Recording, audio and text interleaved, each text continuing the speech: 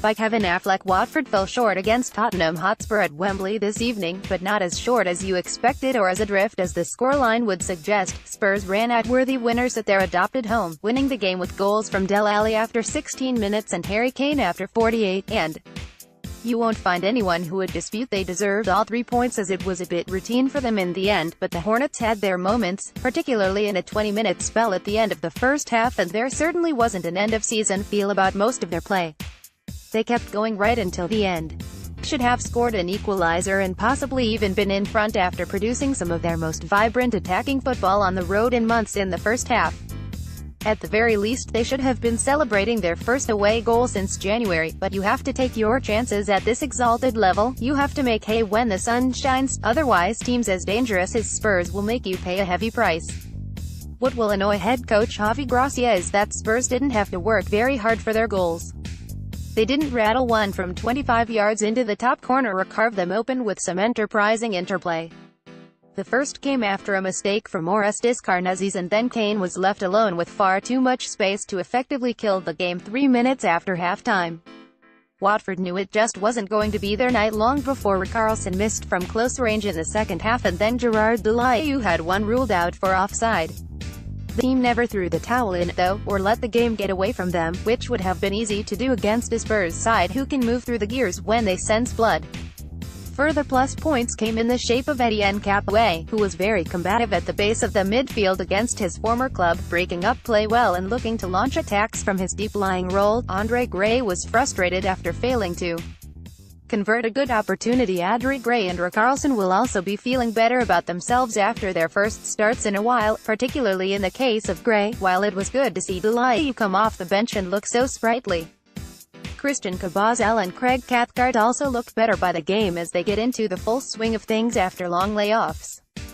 Cathcart was excellent. The fans also stuck with the team throughout. It was just such a shame Alli scored when he did, because Watford had started so well, so purposefully.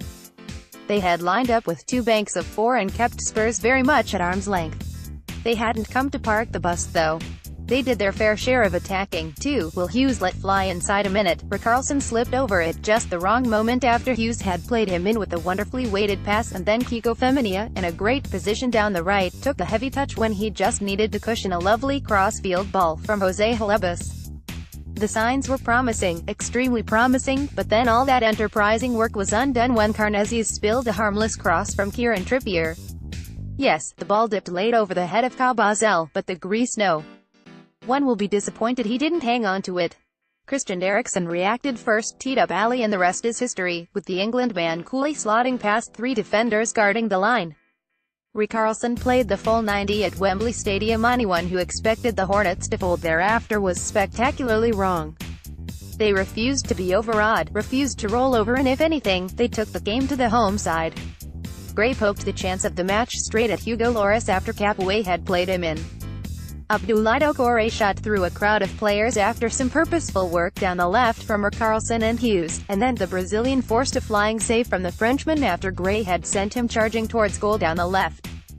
That was 3 good chances in the space of 18 minutes, and they really needed to take one of them. Lloris was by far the busier of the 2 keepers, and he had to race off his line to prevent Doucouré bursting clear and latching onto a pass from Hughes. Charging off his line and way out of his box, Lloris ran the huge risk of a red card had he got it wrong, but he timed his slide to perfection. The fact he was called into emergency action was a sign of the very real threat the Golden Boys were posing. They were in the ascendancy, and halftime probably came at the wrong moment, just when the Hornets were pushing hard for an equalizer. The Golden Boys would probably have preferred to turn straight round and go again. Watford needed to come out and carry on where they left off, but, instead, Spurs struck less than 3 minutes after the restart to effectively kill the game. It was a hammer blow. Kane slipped when the ball first came in the box, but when it was played back in by Trippier, he stayed upright and converted with a firm right-foot finish. You don't give a player of his caliber 2 bites of the cherry or afford him that much room. It was going to be a long way back from here for the Golden Boys. Gerard Dele Alli returned from injury but saw his goal ruled out for offside with nothing to lose. Gracia made a double attacking change just after the hour by throwing on Troy Deeney and Dele Alli, but no sooner had he done that than Jan Vertonghen struck the post with a firm header. Trippier again supplied the cross. He's been a real thorn in Watford's side in the last season or 2. They'll need to get to grips with him next time they meet. In his first 90 minutes since Leicester away in January, Richarlison looked poised to register his first goal since November 19, but he couldn't quite get over the dropping ball from a Dini knockdown. It looked an easier chance than it was, but the fact it went begging kind of summed up the Golden Boys' night. Nothing really went right for them, particularly in front of goal. The long wait for that away goal and the points that will make them mathematically safe goes on. Hornets, Karnezes, GK, Mariappa, C, Cathcart, Cabazel, Holebisk Dokor, Capway, Feminia, Dulai 63, Hughes, Carrillo 83, Richarlison, Gray, Dini 63, subs not used, Gomes, GK, Janmat, Britos, Sinclair.